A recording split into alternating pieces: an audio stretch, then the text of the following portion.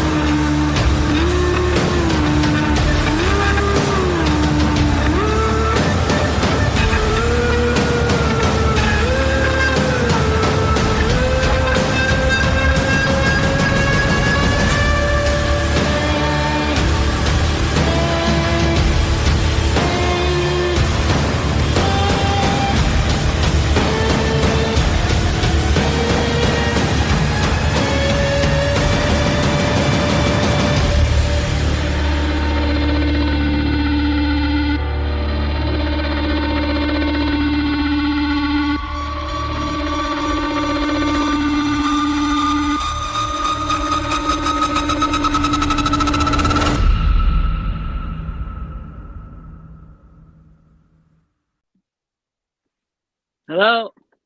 Hi, Hello. How are you?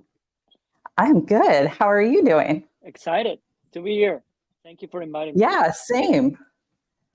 Um, just to get started, gosh, I'm really excited. So just to get started, why don't you tell all of us a little bit about your backstory and what got you started in what you do now? I mean, my backstory is kind of strange and unique because as much as deep in music industry that I am right now, I don't come from a very musical family. I mean, yeah, my dad actually didn't really listen to music, but he played a little bit, like a little bit of tiny toy piano or a bandurria, which is like this Roman thing, or like in Greek they call like this. They have like this 12 or 16 strings, and Yeah. folklore, but from Spain. But he really never really. It was something. It was not something that I should do that because of my dad or my mom or whatever. But uh, funny story is that my love for music came from actually from my sister playing music. She's 10 years older than me, and she was always Okay. playing music in the background as I was a little kid. And I would specifically ask her to play music that was in English. I would Okay. refuse. She was bathing me. As I said, she was older than me, so she was the one in charge of my baths. So I would specifically request music, particularly in English. She would play Aerosmith or Depeche Mode or Madonna or what. I'm talking Good. 80s here. So I was Yeah. born in 1983, so I grew up with all those guys. And then my next step was Disney music, Okay. Aladdin and Beauty and the Beast, the original one, all the animations. And I would find, my sister always tells this story that I would just jump on the couch and sing along the songs, the Disney songs. But the thing is that I wasn't really interested in playing them. But this is something that along the way I've realized that music was always in me. I just didn't. I was really interested in science and reading, and very, I was very nerdy. I was always reading encyclopedias and dictionaries and stuff. So I wasn't really, nobody saw coming that I was gonna go into the art. Not even myself. I never questioned myself about it anyway, but it just happened. But I'm really completely different from everyone in my family. Nobody's, as I said, nobody's active in the music or like really extreme interest in it. Just some music in the background at home. That's it. So that was very interesting. And the thing is, I was studying one day in high school. I was like maybe 15 or 16. One of my friends was really into heavy metal and stuff like that. So one day I was like, I wouldn't say I was trying to fit in or anything, but I was just interested.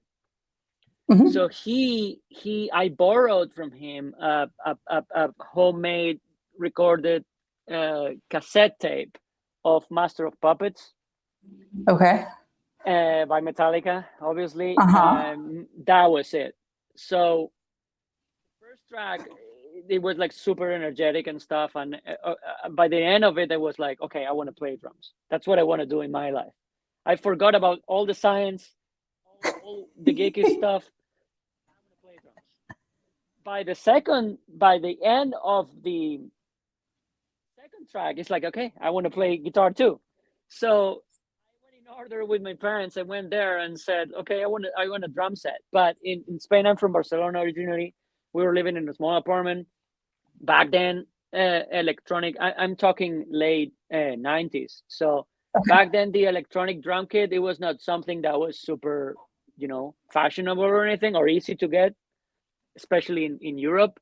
So they said no, it's just too noisy and too big. So okay, I'll get a guitar. So I actually got a guitar with some money that I was keeping during all my childhood. They were giving me for birthdays and stuff like that. So I never wasted any of that money. So I spent all the money that I collected for 10, 12 years in my childhood to buy my guitar.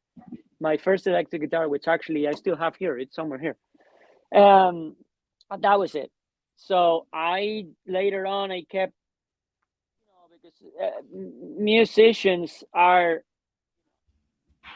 it's not really a good way to make a living. Let's put it that way.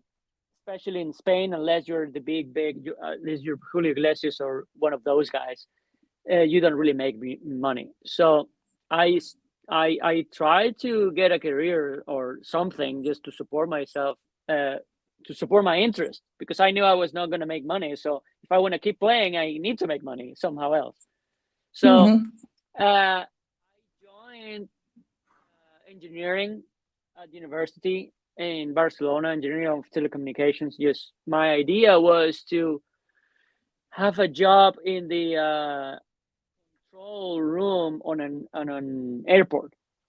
So they get a lot of money. It's very intense. I like the responsibility, and they do big shifts, but they also have a couple of days of rest. So that was my opportunity to actually focus on something, uh, do something interesting, controlling airplanes, and then for 2 3 days I would have them off to rest, but I would play. So it was like a kind of thing. But the more I was getting into guitar and music, the more I wanted to just focus on it. So one day I woke up and said, okay, I'm gonna quit this engineering bullshit, and then I just gonna do music. The problem was, go back to the Spain thing, so you don't make money in there. So my idea was, okay, if I want to be making a living out of music, I have to move out. Okay, what's the next thing? UK, because the US was just too far and too expensive.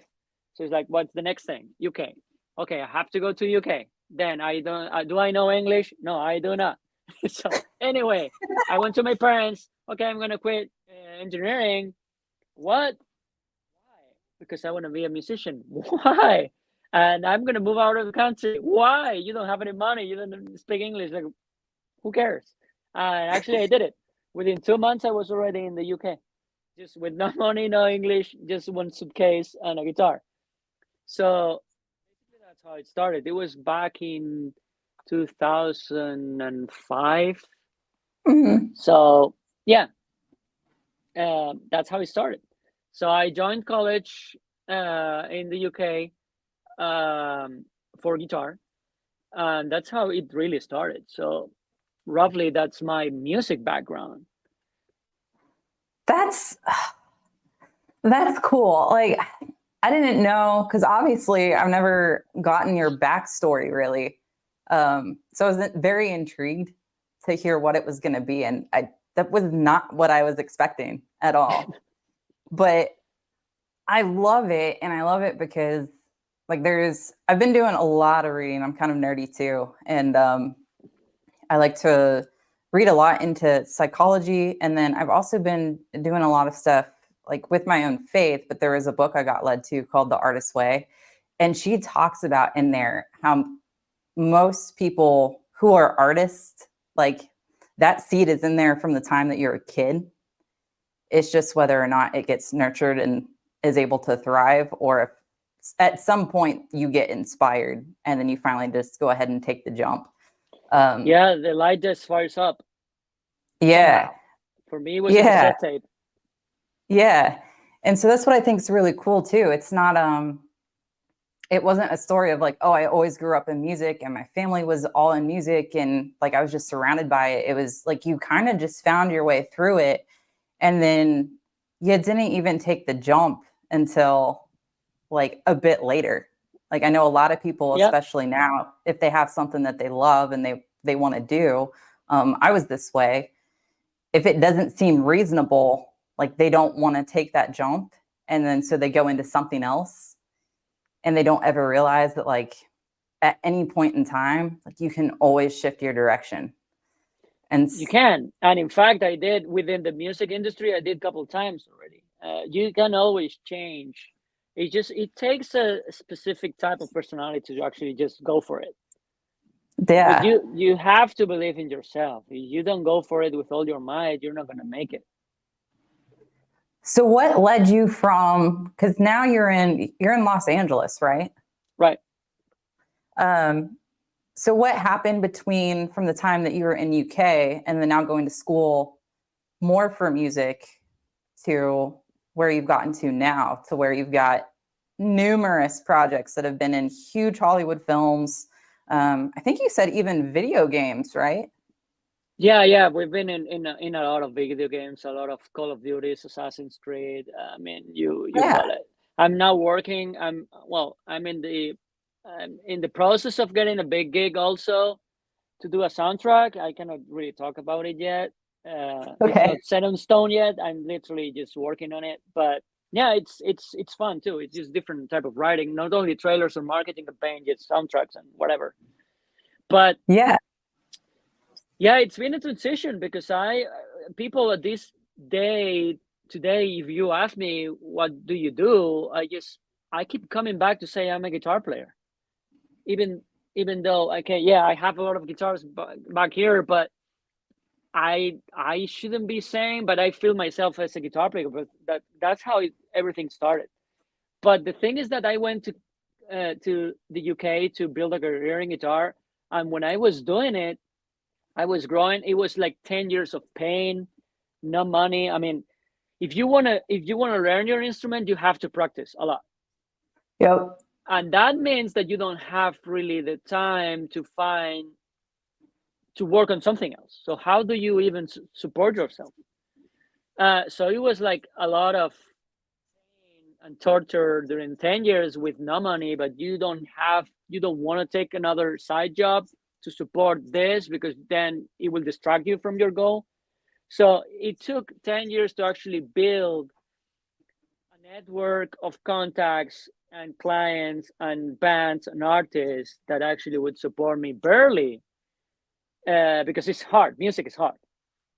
Right. So at some point it was like, okay, I'm taking just these bad jobs. I know it's always upwards. I know I'm getting somewhere, but it's not really at the speed that I want, or actually my I need, because I need to pay bills, and London is a very expensive um, town when you're broke. It's pretty much like LA. It's like you're really Yeah. screwed. Uh, so it's like, how do I? One day I just woke up and said, okay, I'm done of getting these tours, like 1, 2, 3 month tours in conditions that are actually not healthy, because you don't even eat well. If they have catering at the places, it's always the same thing. I'm just done of burgers and pizza. So I just want something else. I usually don't like, I'm a very strange guy. So I don't drink, I don't do drugs, anything. I'm a strange guy in the music, Yeah. this thing. So I'm always the sober one. I don't want I don't want to deal with these guys because they're just drunk or assholes right up. So it's like, how do I control more my environment that will make me, earn money, be healthy, and have fun and enjoy. So I started to learn. Actually, it arose in me an interesting counterpoint and more classical, because I come from rock, from metal, from funk, from pop. But I've always been interested in things and expanding my vision. So at some point, actually, I felt that even though guitar was my life, I felt like it was too contained. So I was putting my creativity and my thirst for knowledge. I was caging it with the guitar only, because with guitar you can do guitar stuff. Yeah, you can learn Mhm. drums, you can learn bass, but still. So it's like, okay, what's the biggest band there is? An orchestra. So I started to be interested in how to write for orchestra, how counterpoint works, and classical harmony. I took up on some lessons with a mentor. He's a writer, Mauricio Malagnini. He's great. He's a writer for BBC and stuff. He does big shows. He's been Emmy nominated and stuff like that. So one day I came across a YouTube channel, because it was like, okay, I'm not gonna go to Starbucks and find Steven Spielberg. He's gonna like me. He's gonna give me a gig, and I'm gonna be a millionaire overnight. That's not gonna happen. So it was like, how can I combine both things? How can I make money fast? How can I how can I be in big titles that actually attract attention of people for them to want me in their projects? So I am including this big important wheel of big projects that matter, that are fun, that are relevant, that are actually helping me to support myself financially. So one day I was on YouTube. That was probably no, that was actually late 2012. Uh, I just finished my master's in composing from film and TV, and I was again broke.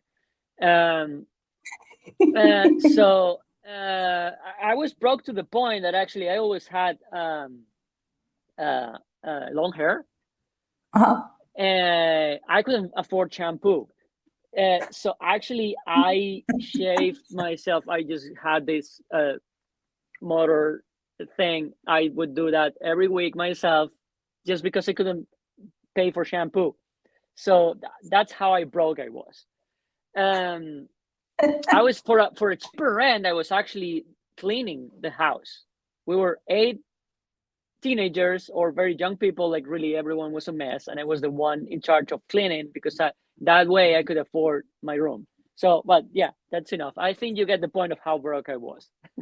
So, so I needed money. I needed it fast, and I needed it in a way that would support me for in the long run steadily. So I went to YouTube. Basically what happened was that I came across this YouTube channel that was showcasing music for marketing and trailers, and something really clicked on me, like, okay, I can recognize this. So this is like very contemporary structure, very advertisement and pop structure, with a clear chorus, a clear build, a clear hook for 2 minutes tops. Basically a good song, contemporary song length, or even sometimes it's 30 seconds or 25 because it's a TV spot. So I could recognize things that I knew from my background, from guitar and contemporary music, rock, and also I could recognize elements of the new thing that I found, which is classical, orchestral, melodic, big sound. So it was blending both, and something clicked on me. It's like, okay, I think I can figure this out. So for a month, I nerded myself out, checking and analyzing how these guys were making that sound for marketing campaigns, for trailers. And so I knew that my skills in computing, in production, in making the sounds, in using the samples was not quite up there, but I had the ideas. So I wrote down those ideas, and I tried to find producers that were actually way more advanced, making things sound good. So I actually had to convince them to work with me with my ideas. They didn't know who I was. I had no idea what I was doing, but they had to trust me into investing their time into this guy because he has some crazy idea. So lucky me, I actually convinced a bunch of guys with my ideas, working together to put some tracks to the standards that I thought they were good enough for, the guys in Hollywood to use them. So we did that within 2-3 months. So if we go back in time, within 2-3 months, I actually came from just playing guitar to actually have a pack of tracks that I thought they were ready for Hollywood. So I was crazy, right? But I was so convinced that they were up to the standards.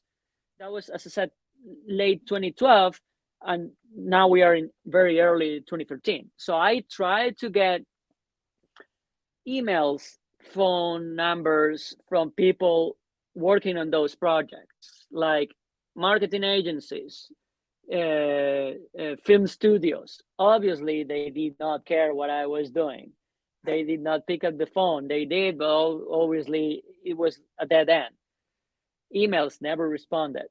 But I was so convinced that they would like it that the money that I made with my last store, I went down the street, bought 10 flash drives.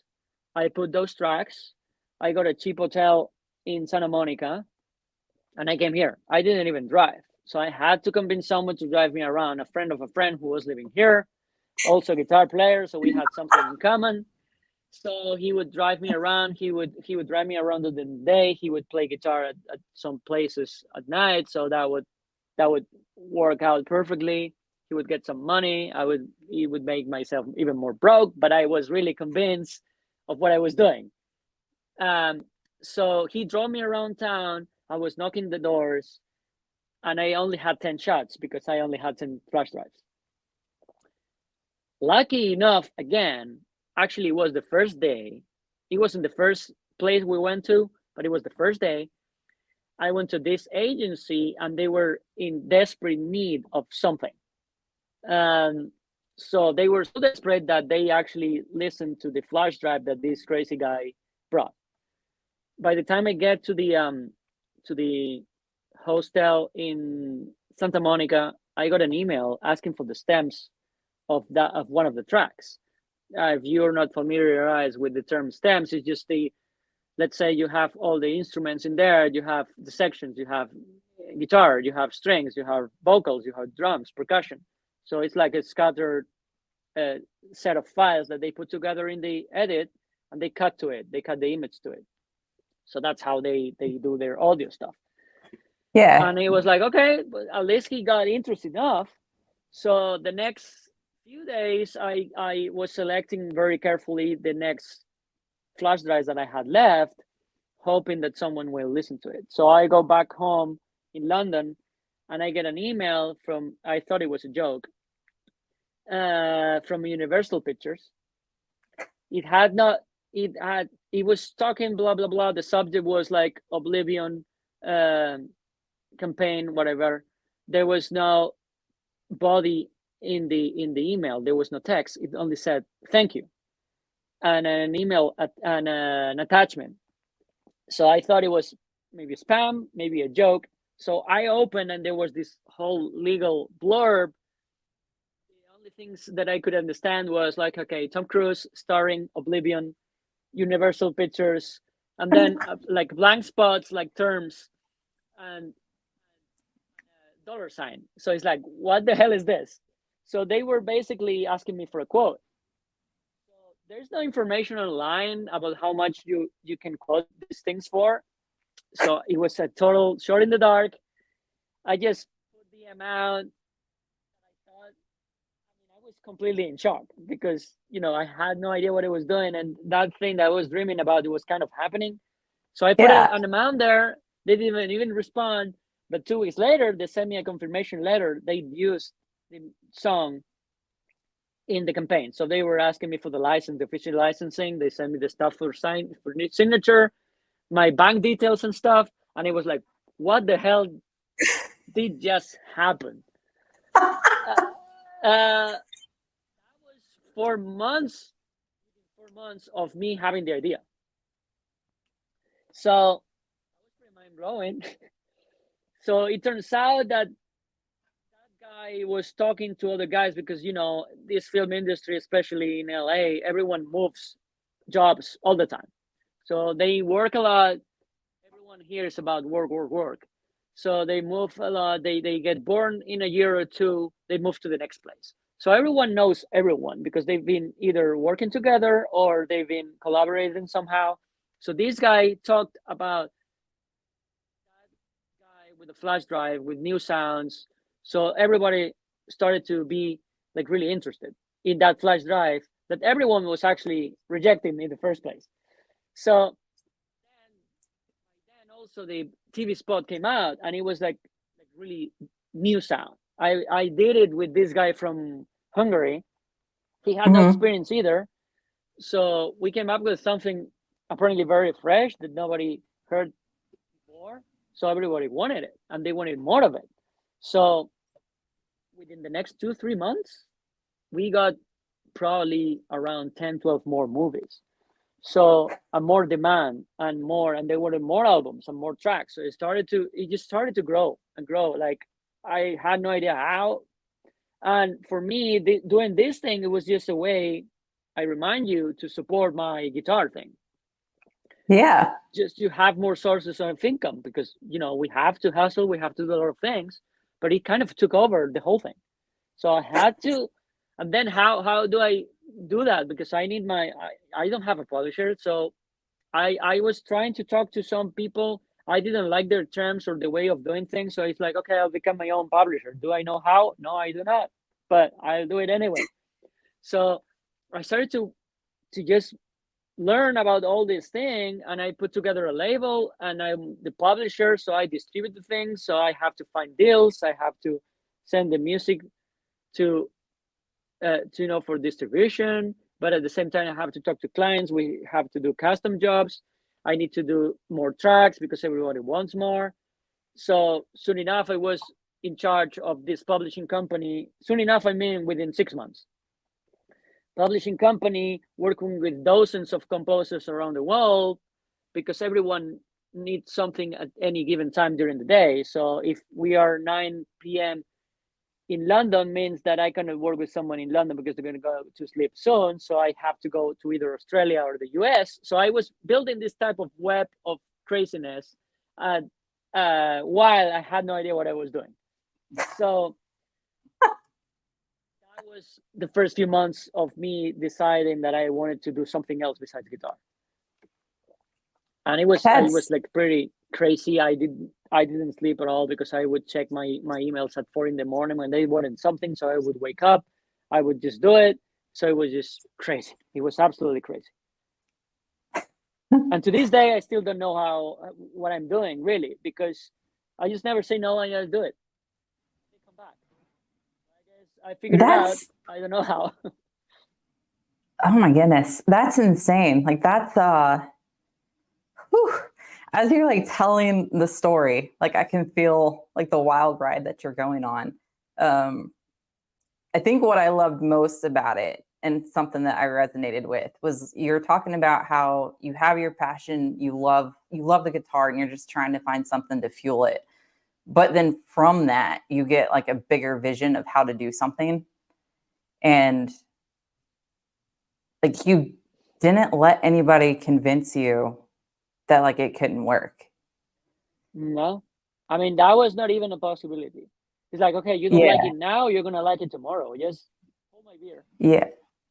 Yeah. And I love that. I love that you had so much conviction with it that even though it wasn't necessarily something that had even been created yet, it was like, I think that's the thing that people don't realize about vision. It's like when somebody has a vision, it's something that you haven't seen yet. And so It is I feel true, like, but oh, at the same time, from the music perspective, I went to college for guitar, and I actually met a lot of guys who didn't really listen to music. How crazy is that? that's insane. Yes. So I did listen to a lot of music. I did listen to a lot of. I was like really proactive learning stuff, and uh, uh, just eating everything that would reach my ears, and that actually makes it to your brain, and it just sits there for whenever you use it, for Yeah. whenever you need it. So I guess that after years and years of listening to things and trying to figure things out, it just unlocked certain things, and it just keeps your mind open. And when the time is right, it's just gonna appear. You don't even need to think about it. You don't have to force it. It's just there. You just don't know Yeah. about it yet. So Yeah. I feel like I'm that's going through how. something. So that's how you create something new. Yeah. I feel like I'm going through something similar now with posing. This is like one of the reasons why I was excited to talk to you to see like your story and how it progressed and then kind of identify some of myself in it. And um, I like learning through other people's processes and then just getting to know them as well. But I feel this same way. So for me, obviously my art more specifically is posing. And it wasn't something I'd even heard of when I was a kid. Same kind of similarity. If you would have told me I was going to be a bodybuilder when I was a kid, that wasn't a thing. Like health wasn't even a thing in my house. Like if I go back home, it's still not. It's completely anything separate. It's completely separate from anything that um, anybody in my family really even thinks of. It's just completely outside of the realm of what I grew up. But when I started diving into posing a couple years ago, I started learning it just because it was like, oh, this is the skill that I have to learn, but I really love it. But then the more I got into it, and especially the more I started seeing where I could pull different aspects of other art into what I was doing, it started evolving in my head. So it's like I have this vision right now and it doesn't really exist. But in bodybuilding, it's kind of like it's this weird stuck spot right now because there's a major organization that basically owns most of the shows where most of the people will compete at, and posing isn't really that big of a deal in it, like the art part of it. So I've always thought about building something to where it's more focused on the artistry of it. So you have to have the other aspects of bodybuilding, but rather it being just this biggest, gnarliest, crazy physique. You actually get to focus more on like the beauty of movement and how you have these people with these different physiques, but how they can express themselves with it as like as a tool for like expression. So then I start thinking in my head of like big collaborations and stuff, which haven't been done yet, or um, bringing back things that they did way back when that just has fell to the wayside. And I remember the first time I started talking to people about it, it was kind of like, what? Like, no, that's weird. Like, that doesn't exist. Like, that's not, like, that's an odd thing. But the more people I meet and the more I keep pursuing it, the more either ideas that I start getting, or I even start meeting people that will hear the idea.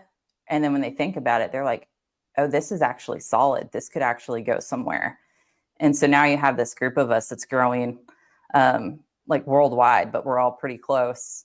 And it's like we have this bigger vision of something that currently exists, but it hasn't gotten to yet.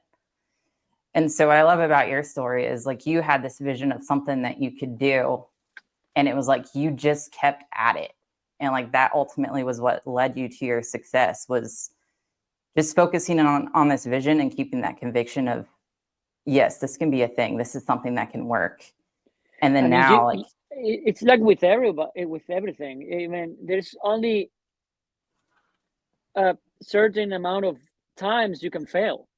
Eventually, you're gonna make it. It's like what Edison said. Okay, I know 1,000 ways of how not to make a bulb. yeah. So I failed so much for 10 years that even my email skills were really sharp. So I knew what didn't work, what worked, and I type of master every little thing. So I try to be very efficient in every little thing that I do, including how I communicate. So obviously they keep coming at me. No, I'm not the best writer in the world. I'm not the best producer in the world. I'm very far from it.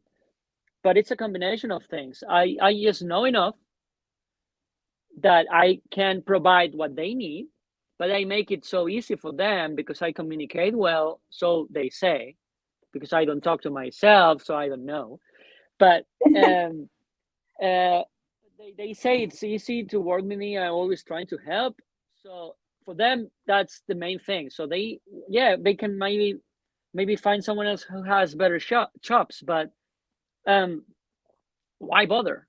Because they might be assholes, so they don't know how to communicate, or they're not really willing to help at all times. So it's a combination of everything.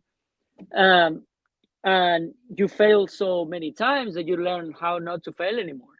So the more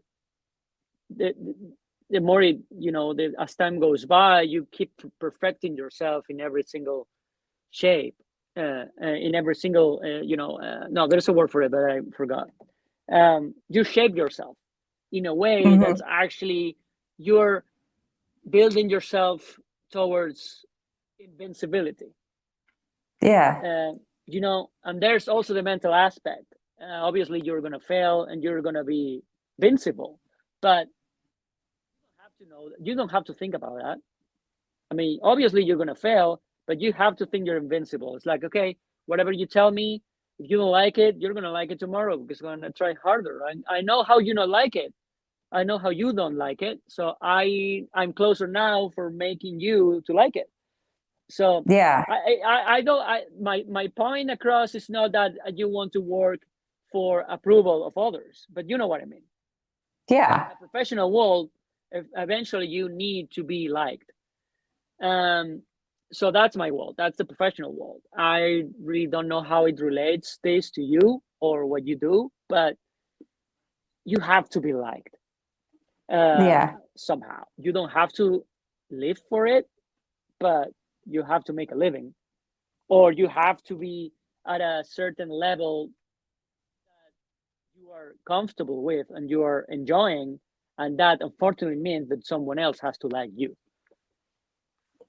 Yeah. It's not that you're necessarily like changing who you are. It's just you're operating in a way that I think it's just like being genuine, and Yes, authentic. exactly. Right. And whether people realize it or not, as humans, like we create that, and those kind of qualities will help cultivate community, which I mean, that's really what networking is. Um, so yeah, I see that a lot in the fitness industry where people will try to get their foot in a door here or there, but it's like they almost try too hard, if that makes sense. It's not like they try to adjust their process. It's the person that comes out like isn't somebody that's, it's like they want to try so hard to be right and to be approved that like they try to force themselves into a situation rather than just sitting back and being like, okay, what does this person need? Like, how do I need to shift my way of thinking, or how do I need to shift how I'm communicating something to operate in this space with these people better? Yeah, I see that in the fitness world all the time. It's I think it's how I've gotten a lot of the contacts I had, because it's, I don't go into it looking for, like, I'm not trying to use them to get myself in a better spot. It's, I'm trying to get to know them because I know we have the same love and passion for the same things and we want similar outcomes for it. And so when I go in with that kind of mind frame, I think one, it makes them relax because they're not afraid of getting used, just like their name being used. But it actually allows them to know, like, oh, like this person also genuinely cares about me. They care about their work. They care about my work. And like, they want to see this thing thrive for all parties involved. It's not a very one-sided ordeal. And so I think a lot of the contacts and friends that I've made, even in the last couple of years, it's been basically a result of that. It's, we love the same things. And then we just try to figure out how to work it together to keep building on it. Right. Yeah, it's always the same, right? With every industry, with everything we do, it's all about adjusting and not giving up. I mean, it sounds like a cliche, but it's fucking true, man. Yeah, I mean, Because I feel what like are you you're gonna a do pretty good if you give up? testament. What's left for you to do if you give up? What are you gonna do? Exactly. So tell me about your creative process now, as far as, because you said you've done a lot of things where you're collaborating with multiple people. Um, how do those projects come about? How do you find those people to collaborate with? It depends on what we need. So the way we structure the thing, I structure the thing is like, we have a library. If you're not familiar with the term, it's basically like a library is of books. So you have a shelf with a lot of books. So we have a hard drive with a lot of albums. So every time someone needs something, they reach to those albums and they try to find the book that they like and they can use for their project. So you do that in advance. So you try to see what movies are coming. So you prefer things in you prepare things in advance, and then we have an idea. I work with a supervisor too. He works a lot too, and I mean, he knows what I want. He has very good ideas. So he's also linked with the composers. So we try to work with those composers to shape the music into what I think it's gonna work, and someone is gonna want to pay for it in a project. That's one way. That's the library. And then the other way is like someone reaching out, okay, I need some music, can you do it? And then we do it the same way. We Okay. work with someone and we just shape it. I come up with a plan with the client. So it's like, we need this. Sometimes they're really bad at describing it, but just because sometimes they don't even know what they want. They just want you to Right. come up with something, and then you have to go like, okay, this is what I would do. Hopefully you like it. If not, I'll just try another one again. So that's the creative process. Sometimes it starts with a phone conversation, sometimes with an email, sometimes with just a couple lines of description. Sometimes they just tell you, just do whatever that sounds blue or it sounds green. So very abstract and Uh-huh. very confusing, but you just don't care. You just go for it and do whatever, and hopefully you hit it close enough for them to go, okay, let's go in that direction. Then you breathe out again, and now you know where to go. uh, it's super wild, really, how Yeah. this works. It's not, there's never the same thing twice, Yeah. and there's never the same needs from the studio or the video game developer. uh, and then you just, it depends on the deadline. Most of the times when we do these custom things are 24-hour turnaround, which is absolutely mind-blowing because they want like Hollywood, 500 million budget, quality in 24 hours. As harsh as that sounds, it's basically what it is. That's my life. Oh my goodness. You're welcome to my life. So that's how it works. Oh my gosh. Super So crazy. do you ever, is it like too fast paced to even get there? Or do you ever deal with things like creative blocks? No, you cannot afford that. Okay. You cannot afford it. Unfortunately, I guess you are more inspired some days than others. Let's put it that way. But it doesn't matter.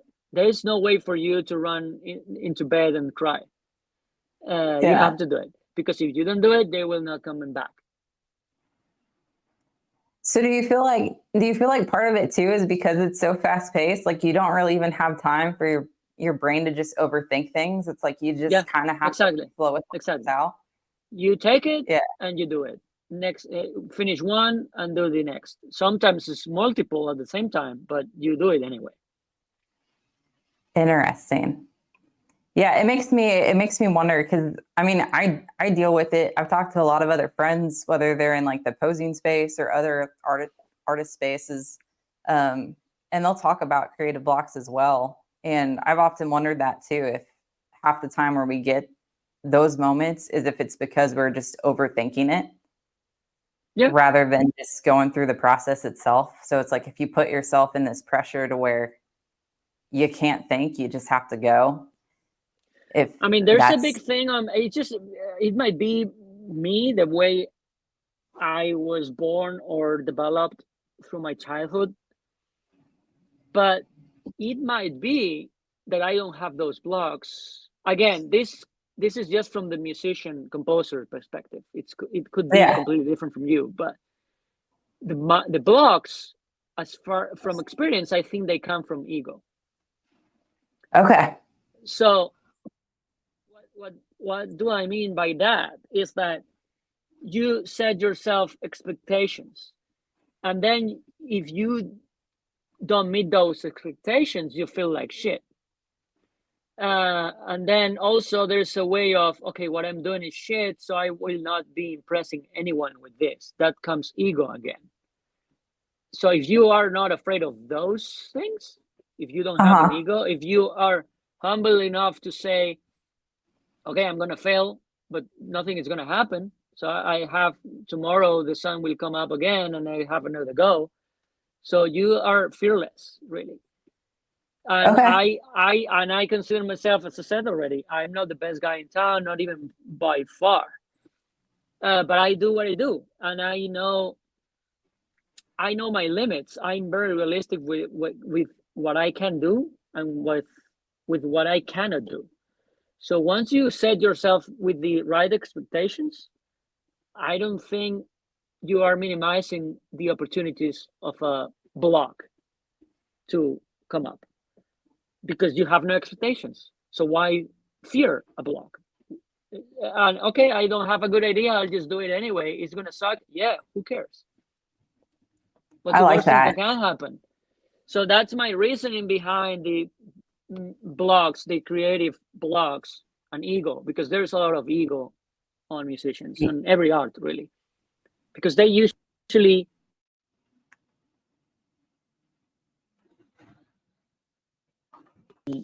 there's usually a need for approval from others, and they need to show off. Yeah. So if you avoid that, I think you will be at a better spot to have a more enjoyment of what on what you do in everything, really. Yeah. I'm not saying it's a bad thing to set expectations. I think it's a good thing to some extent, but just be realistic. And what's the worst thing that can happen? Just go fearless. That's all I can say. No, I like that, and that's definitely it's definitely solid advice for me. I know anybody that watches this and hears that, I mean, I think that that's going to hit with them as well. Because I mean, it's true. When I think back to times where I'm getting frustrated, if I look at it, it's because I'm more afraid of I'm going to embarrass myself And so I don't want to do anything to embarrass myself. And then next thing you know, I'm just kind of frozen. It's human, but who cares? Why care? Yeah, I like it. I need to just tell myself in those moments, it's like, what would Agus do? What would he do right now? Well, I mean, I go. You should. I mean, I'm a strange breed, as I said. You take everything I say with a grain of salt, but it works for me. I shouldn't. Yeah. That's my advice. That's what I think. That's my reason. That's my experience. I I shouldn't be an example for anyone. But yeah, if you want to take something from this conversation, just go fearless. Just no fear. Don't be afraid. It's like, why? I love that. So the last thing that was actually like a good end point, but I do want to ask you one more question before we get off here. But I want to ask you what your favorite, and we talked about it, I think, a little before I hit record, but what your favorite project was. Like, what was one of your favorite moments so far in your creative career? For a very long time, it was Captain America Winter Soldier, because that was the first custom job, the first time that someone came in trying to have a custom piece for their project, and that was for Super Bowl 2014. So up to, well, then we did a lot of Star Wars, and that's a franchise that's very special for a lot of people, and it's a big thing. So that's also, it would have been a tie with between those two. But then a couple of years ago, I got the opportunity to work on the new Indiana Jones, and that was super special for me because that was my favorite movie when I was a child. I would again sing that song all day while pretending I was, that guy. And I've always had it in my mind to do it. Yeah, and actually, I got a call to do it, and everything made it special. That was one thing. I've always been a big fan of Indiana Jones. Second thing is that it was super difficult to pull it off. Also, the circumstances I was in, because I was traveling. I was in Spain in a wedding. I had no gear. I was making all. I was just giving feedback to my collaborators with the iPhone. I didn't even have the thing is, I forgot the name. I would just hold my phone into my ear while I was driving, and just giving particular notes from from a score that's very well known for everyone and is going to be known for centuries. So then also it got so complicated that we actually had to talk to the filmmakers, and we were on the speaker, and probably Steven Spielberg was there. He didn't talk, but he was probably there. So that was actually fun, and actually I never realized, but then I was talking to you about meeting Steven Spielberg in Starbucks and giving me a job, but actually I've been close enough. I've been close enough at some point in my life. So it made it very special, and it came out like super nice, I think. And I think that's going to be hard to top up. Well, I do have it pulled up. I could pull it up to play it too as well and pop this up on the podcast. But I think it would be cool to share this before we get off here, just so people can see, like, if you have something that you truly love and you have a vision and you stick with it and you're willing to learn and fail and try again, like, what can happen for you at the end of it. To make it even more unbelievable, is like, this is the custom piece that I actually did with one guy who was his first custom ever, and he's not even a full-time composer. He works for the government in New Mexico. So he had to ask for days off or really rush home to actually do this thing, and it was his first job ever, from the government guy in New Mexico who never did this before.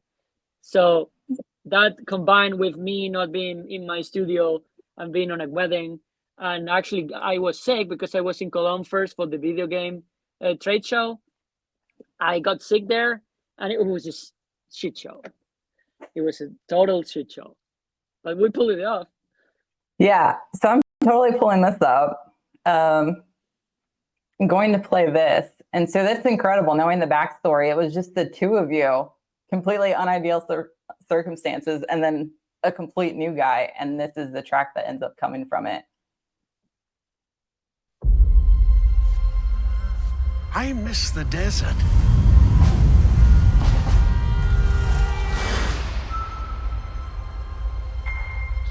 I miss the sea.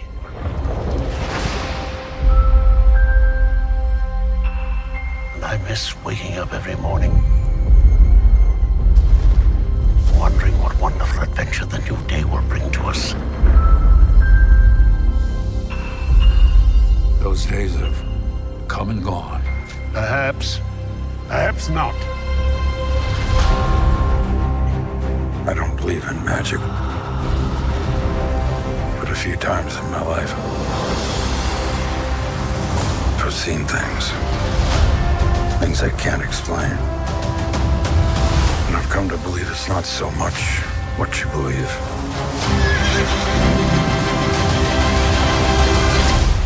It's how hard you believe it.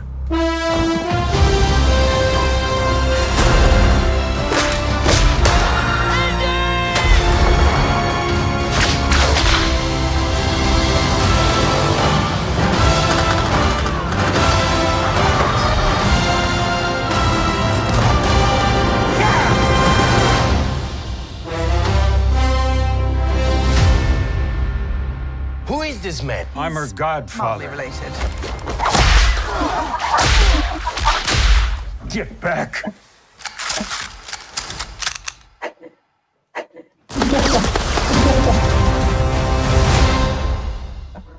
Wow. That's incredible. And I don't know if you saw the look on my face, but when he said the line, I was like, this totally, like, this is Agus. It's like not what you believe, but it's like how hard you believe it.